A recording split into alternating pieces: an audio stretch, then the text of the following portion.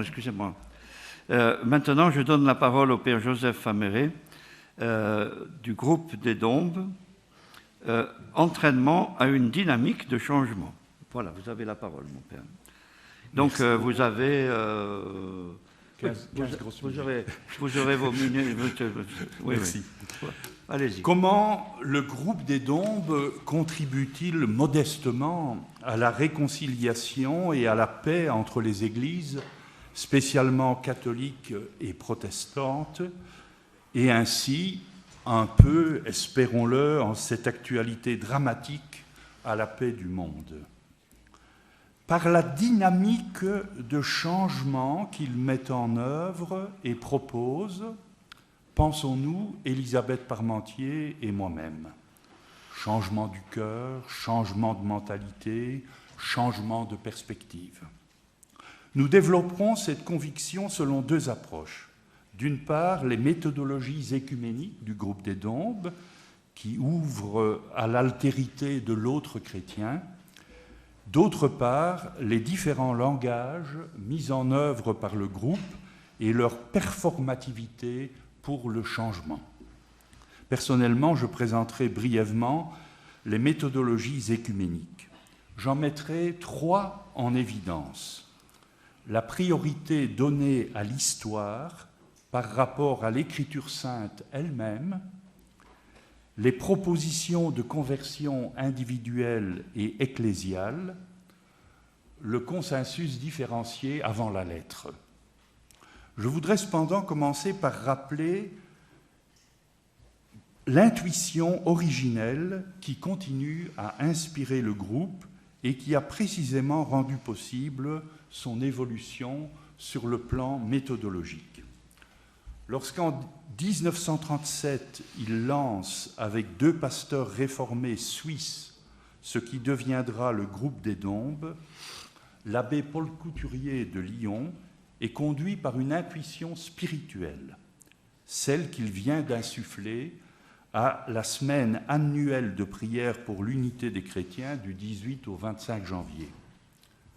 Il a voulu la transformer en une prière vraiment commune de tous les chrétiens pour recevoir ensemble du Christ le don de l'unité, quand et selon les moyens qu'il voudra. Ce décentrement ou conversion des églises d'elles-mêmes vers le Christ et cette disponibilité spirituelle, intellectuelle aussi par le fait même, me paraissent tout à fait caractéristiques de l'inspiration fondatrice du groupe, de la pratique et des évolutions de celui-ci. Première méthodologie, primauté de l'histoire.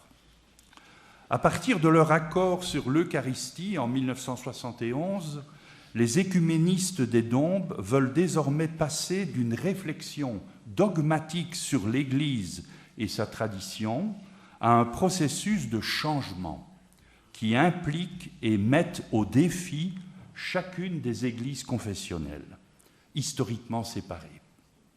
La conviction selon laquelle, à partir de consensus sur les vérités essentielles de la foi, il serait possible de retrouver ou réactualiser l'unité ecclésiale organique, tant au plan dogmatique que pastoral, cette conviction entre progressivement en crise. L'herméneutique pratiquée jusque-là par les dombistes éprouve ses limites. Premier point, de la dogmatique à l'histoire. L'importance croissante du thème de la métanoïa, conversion, pour le groupe, signale un changement de perspective écuménique.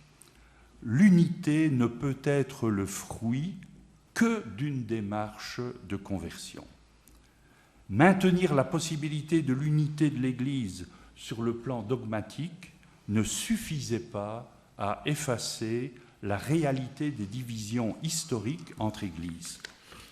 En outre, si l'on entrait dans un processus de métanoïa, il fallait désormais, dans l'analyse de la réalité ecclésiale, donner priorité au phénomène historique de division par rapport à toute affirmation dogmatique d'unité. Une telle inversion des priorités exigeait elle-même une qualité plus grande de la démarche de repentance et de réconciliation. Celle-ci devait englober la purification des mémoires, je rejoins ce que disait Anne-Cathy ce matin, ce devait englober donc la purification des mémoires par une relecture commune de l'histoire. Ce processus de conversion ne pouvait être individuel seulement, mais devait s'étendre aux églises elles-mêmes, en tant qu'elles ont une identité et une personnalité corporative ou organique. Deuxième point, la métanoïa comme clé de relecture de l'histoire, toujours dans ma première méthodologie. Alors que la réflexion écuménique du groupe jusqu'à la fin des années 1970 se fondait sur les références classiques de l'écriture et de l'Église ancienne, les documents subséquents vont révéler un double changement de perspective. Tout d'abord, l'histoire postérieure aux origines et aux pères de l'Église devient une référence critique pour l'interprétation de la division des Églises. Ensuite, le groupe s'interroge sur sa propre histoire et sa propre identité, en tant qu'elles sont elles-mêmes l'expression d'une réalité historique de division qui doit être affrontée et convertie. L'histoire et l'identité du groupe sont une source de confrontation et de conflit d'identité bien plus que d'une unité retrouvée. La référence herméneutique n'est plus une unité ahistorique, mais la dure réalité d'une division active qui, aujourd'hui comme hier, plus particulièrement en son histoire postérieure au XIe siècle, devient la clé herméneutique du groupe, plus encore en quelque sorte que les données fondamentales de l'écriture et de la confession de foi. L'histoire est la clé de la relecture et de la compréhension de l'insurmontable division des Églises, mais aussi d'une meilleure reconnaissance des différences légitimes entre elles, en vue d'une possible restauration de l'unité. La réalité historique est désormais prise au sérieux dans ses effets pernicieux de séparation et de non-reconnaissance de l'altérité des autres chrétiens. Concrètement, ce changement d'herméneutique apparaît dans la structure même des nouveaux documents du groupe à partir de 1985 avec le ministère de communion dans l'Église universelle. Ainsi, la première partie de ce texte sur le ministère de communion est-elle consacrée à un parcours historique de la période apostolique jusqu'au XXe siècle, qui constitue la moitié de tout le document. Le témoignage de l'Écriture n'intervient que dans la deuxième partie et beaucoup plus brièvement, avant les propositions en vue de la conversion confessionnelle dans la troisième partie. Les trois éléments d'analyse, histoire, écriture, conversion, selon l'ordre même où on les présente dans le ministère de communion, se retrouveront dans tous les documents suivants. Cet important déplacement herméneutique de la dogmatique ahistorique à l'histoire est fondé sur un autre processus, celui de la réflexion sur l'autocompréhension du groupe et sur le problème de son identité ecclésiale. Deuxième méthodologie, proposition de conversion individuelle et ecclésiale. C'est à partir du réexamen de l'identité ecclésiale que s'impose la nécessité d'une conversion de l'identité confessionnelle tout spécialement. Premier point, le réexamen de l'identité ecclésiale, identité et conversion. Le thème de la métanoïa conversion conduisit le groupe à la question de l'identité et devint une de ses clés majeures d'interprétation. L'émergence de ce critère est liée à la recherche d'une mise en œuvre pratique, institutionnelle et donc historique du consensus théologique. Il faudra cependant toute la décennie 1970 pour que ce critère devienne prééminent dans la réflexion dombiste. Aussi ardue soit-elle, la conversion est une tâche urgente pour chaque Église confessionnelle marquée par l'histoire de la division et une nécessité si l'on veut progresser dans l'unité. Ce thème de la métanoïa appelait une double réorientation de la perspective herméneutique du groupe. D'une part, la réalité historique de l'Église était devenue le support écuménique indispensable de sa réalité dogmatique, dans la mesure où l'Église, comme corps du Christ, ne peut être interprétée en dehors de son incarnation historique. D'autre part, cette réorientation remodèle la compréhension que le groupe a des églises historiques elles-mêmes, dans la mesure où elles sont toutes marquées par la division et les défauts de catholicité qui en résultent, y compris l'Église catholique. Néanmoins, l'Église comme corps du Christ existe en son identité ecclésiale de catholicité, bien que de manière brisée et blessée dans toutes les églises confessionnelles. C'est pourquoi l'ecclésiologie du groupe des Dombes distingue, sans les séparer, deux identités, trois, si on veut être tout à fait précis et détaillé, mais distingue deux identités sans les séparer, l'identité de l'Église comme corps du Christ, celle de la catholicité conformément à la grande tradition commune, et l'identité de l'Église confessionnelle, historiquement marquée par la séparation et le défaut de catholicité qui en résulte. Cependant, l'identité ecclésiale doit toujours primer l'identité confessionnelle, dans la mesure où c'est seulement cette identité ecclésiale qui confère sa qualité ecclésiale à la seconde. Et pourtant, dans l'histoire des divisions, c'est le renversement de cette priorité, l'identité confessionnelle primant, qui a prévalu et a entraîné une confrontation séparatrice des églises. Deuxième point, toujours pour cette deuxième méthodologie, identité ecclésiale et identité confessionnelle. Cette distinction entre les deux identités et conversion corrélative est fondamentale pour le groupe jusqu'aujourd'hui. Dans l'ensemble, l'idée reste bien qu'aucune église confessionnelle ne peut de fait s'identifier purement et simplement avec l'Église du Christ, et que l'identité confessionnelle réside dans une manière partiale de penser et de vivre l'identité ecclésiale et l'identité chrétienne, manière historiquement, culturellement, doctrinalement, spirituellement et liturgiquement située.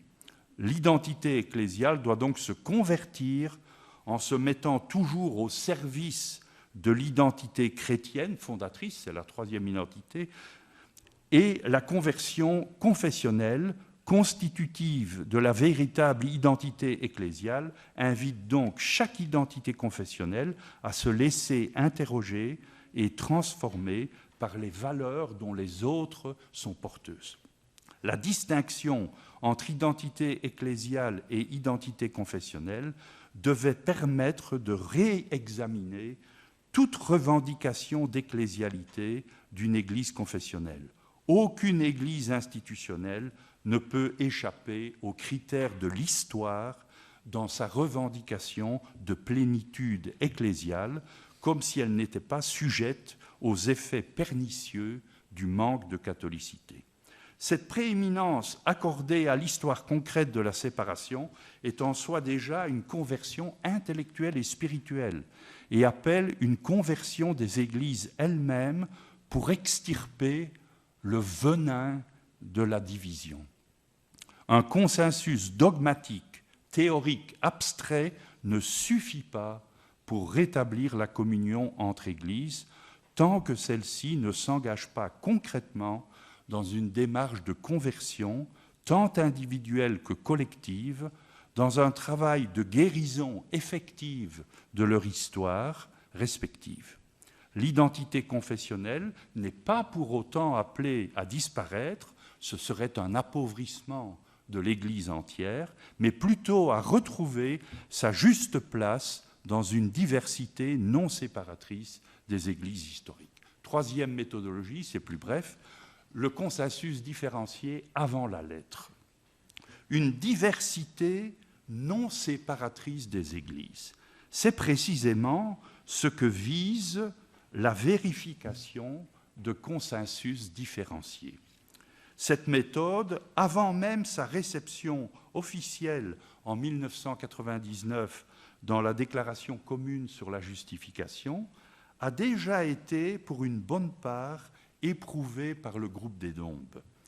Partir d'une herméneutique commune de l'Écriture sainte et d'une relecture commune, exigeante des écrits confessionnels et symboliques, sur la base d'une confession de foi commune, relire les points particuliers et l'histoire du contentieux comme des insistances propres de chacune des deux traditions théologiques qui ne sont ni contradictoires ni exclusives, en explicitant ce que l'affirmation particulière signifie et surtout ce qu'elle ne nie pas, le consensus fondamental qui a été dégagé permet de désamorcer le caractère séparateur des différences particulières en révélant ce qu'elle ne nie pas. Dans le document sur Marie, 1997-1998, c'est au chapitre 3 consacré aux questions controversées, la coopération de Marie au salut, la virginité perpétuelle de Marie, l'Immaculée Conception et l'Assomption, l'invocation de Marie et des saints. Donc c'est dans ce chapitre 3 de ce document que cet outil œcuménique du consensus différencié est implicitement mis en œuvre et permet au groupe des Dombes de proposer des conversions tant aux catholiques qu'aux protestants. La conclusion peut ainsi acter. Il subsiste... 3-4 minutes. Oh, bien. Donc la conclusion du document sur Marie peut acter. Il subsiste entre nous des points de désaccord. Cependant, nous les avons traités dans le souci de les débarrasser des différents malentendus qui les grèvent encore aujourd'hui et d'en diminuer le poids en cherchant toujours à aller au plus près de la compatibilité des points de vue. Nous nous sommes longuement interrogés pour savoir si et dans quelle mesure ils étaient suffisamment sérieux pour toucher au fondement de la foi, de notre foi. En tant que membres du groupe des Dombes, compte tenu des propositions de conversion qui clôturent notre parcours, nous ne considérons plus comme séparatrices les divergences relevées. Nous ne trouvons plus au terme de notre réflexion historique, biblique et doctrinale d'incompatibilité irréductible, en dépit de réelles divergences théologiques et pratiques. Le critère commun christologique étant que Marie ne soit jamais séparée de son Fils et que la servante du Seigneur glorifie en son Fils son Sauveur et le nôtre. Fin de citation. En dépit de certaines limites du groupe des Dombes, que je ne fais ici que citer, ses membres ne représentent pas officiellement leurs églises, ce qui peut affaiblir leurs propositions. Ils se limitent à l'ère francophone, ainsi qu'aux églises catholiques et luthéro-réformées surtout.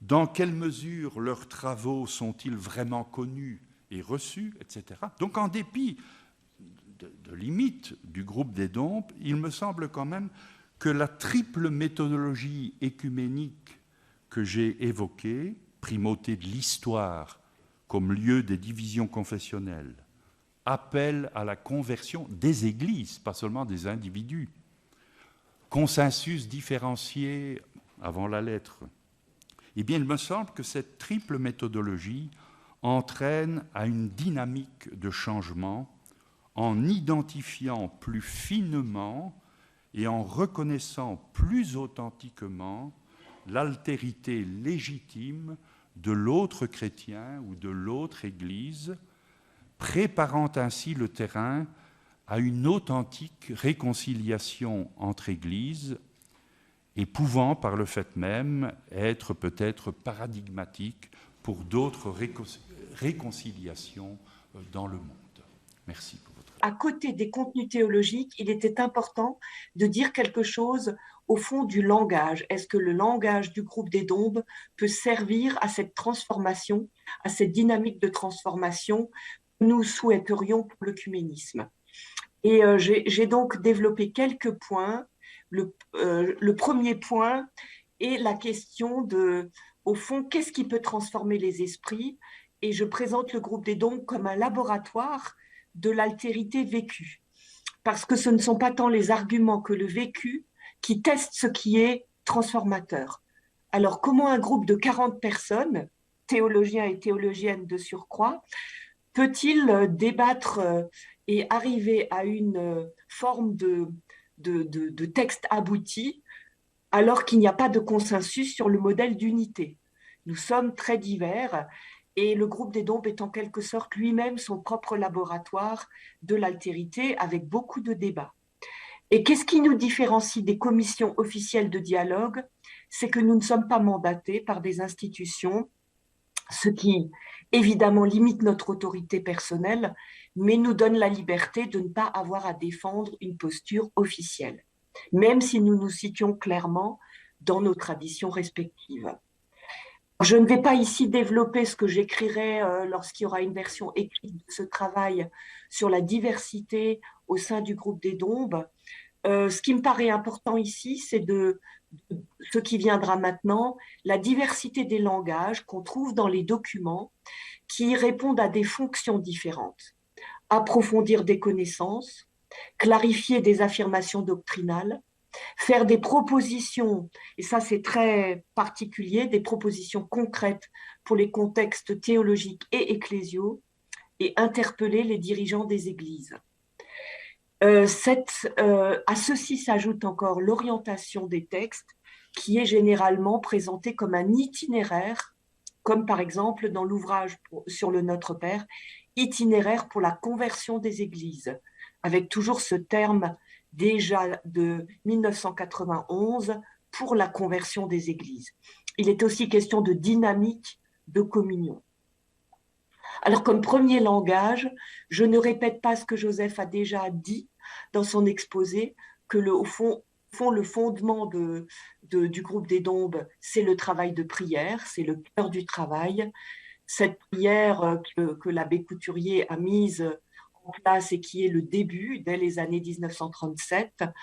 Je voulais simplement dire, en parenthèse ici, que cet abri spirituel et la prière partagée ne nous portent pas seulement nous autres membres, mais les sœurs de Pradines, où nous sommes depuis 1998, nous ont dit que le fait d'héberger nos discussions et de suivre nos travaux a aussi transformé leur regard sur les questions œcuméniques.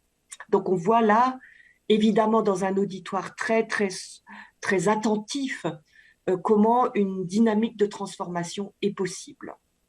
Mais je passe au point suivant, qui reprend exactement ce que Joseph vient d'introduire théologiquement, qui est la question du consensus différencié en tant que finalité de langage aussi. Comment ce consensus différencié peut-il s'exprimer dans les langages? Et il me semble que c'est précisément le fait que dans l'œcuménisme, nous ne visons pas une langue commune qui serait une sorte d'espéranto, qui effacerait les aspérités, mais une forme d'hospitalité langagière.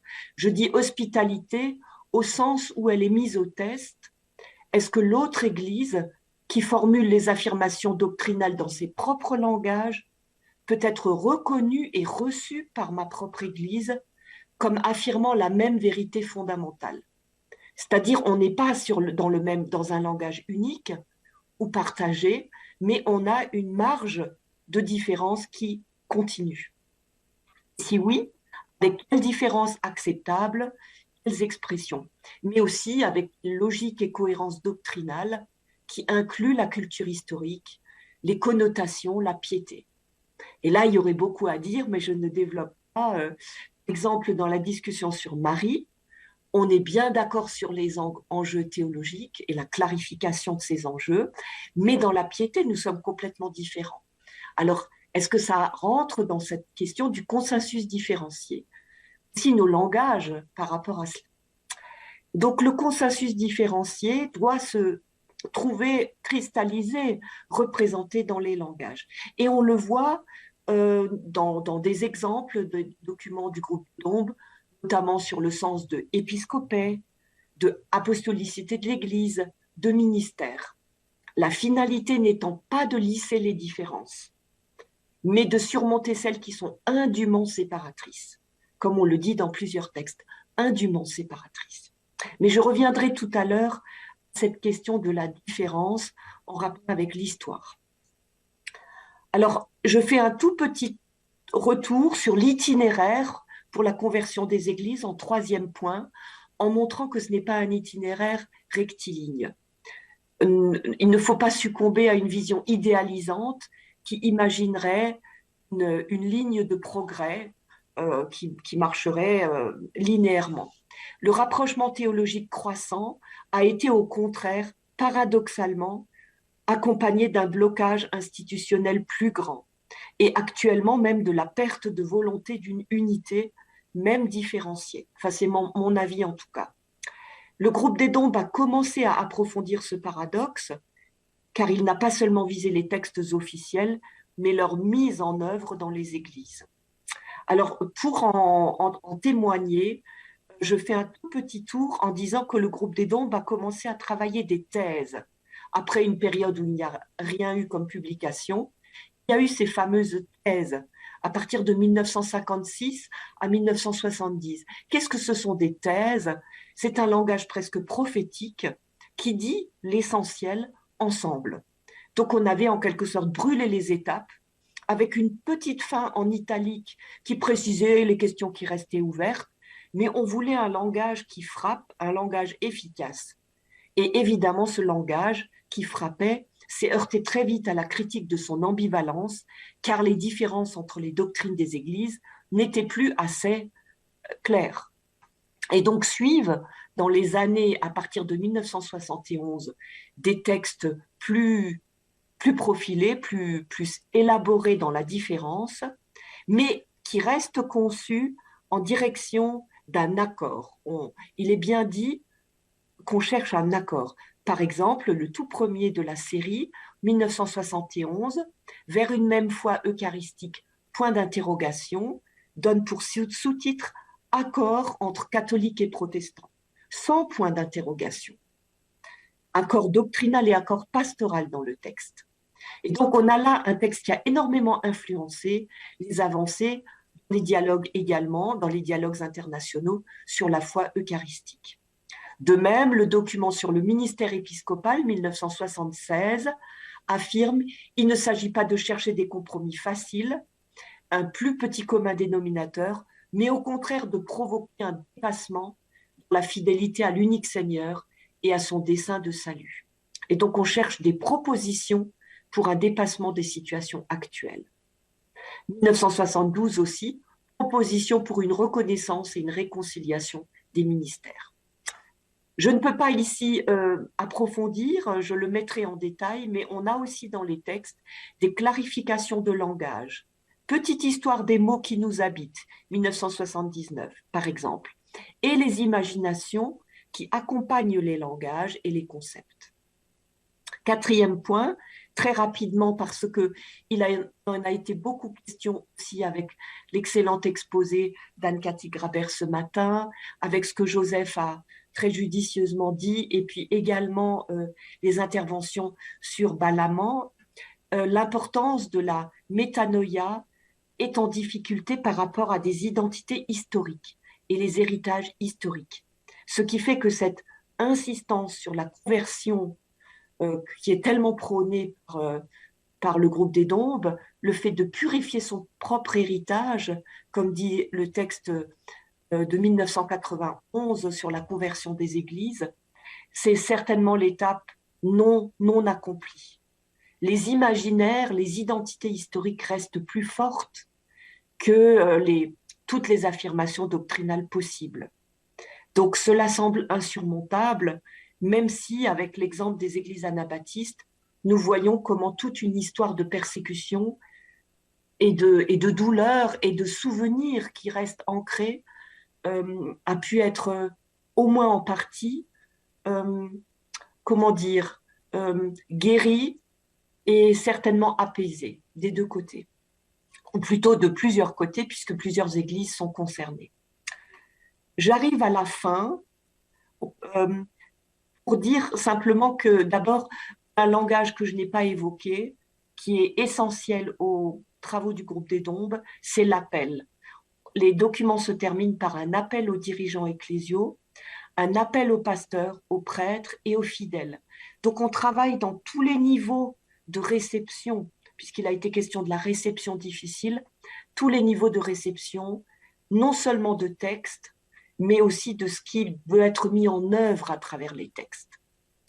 Et c'est aussi la limite de notre groupe.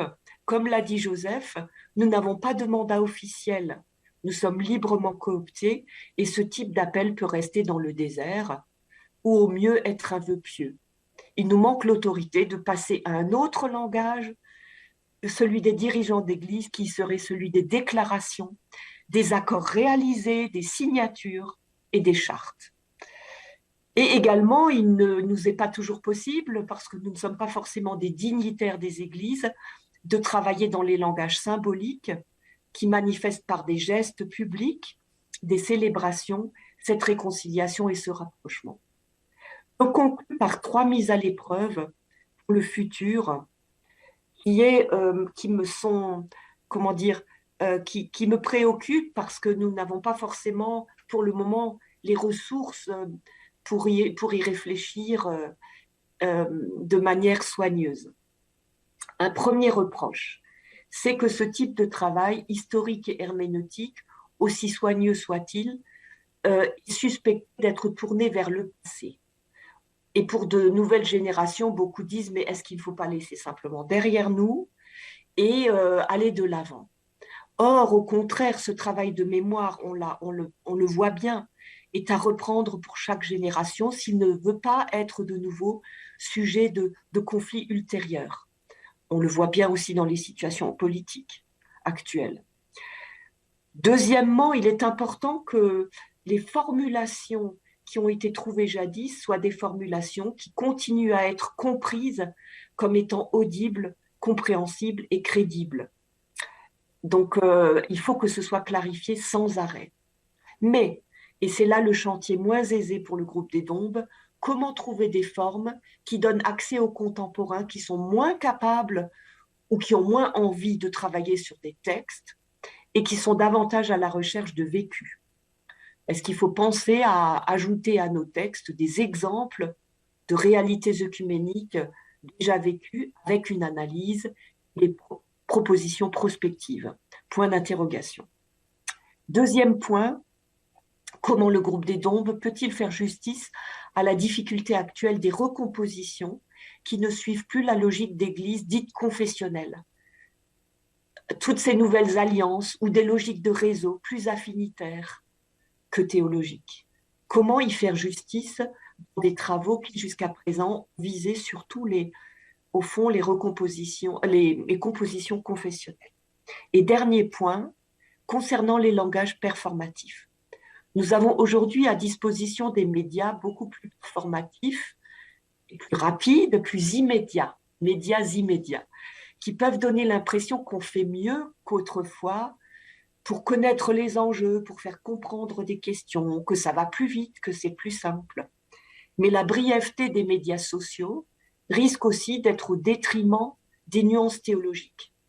Non pas que comme théologienne, je sois accro aux nuances théologiques, Mais précisément, nous avons besoin d'éviter les idéologies, les généralisations qui font le lit au fond, de stéréotypes nouveaux ou anciens. Et donc, nous avons ici à travailler à des langages qui puissent être plus faciles d'accès, mais tout en étant soigneux théologiquement. Voilà un chantier. Et nous espérons quand même garder cette vocation du groupe des Dombes que nous partageons, où nous ne regardons pas aux égos ecclésiologiques ou aux égos personnels, mais à cette finalité si importante de la réconciliation. Merci beaucoup. Merci.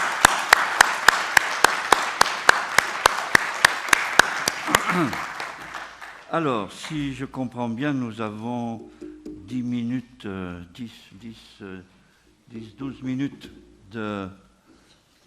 d'échange.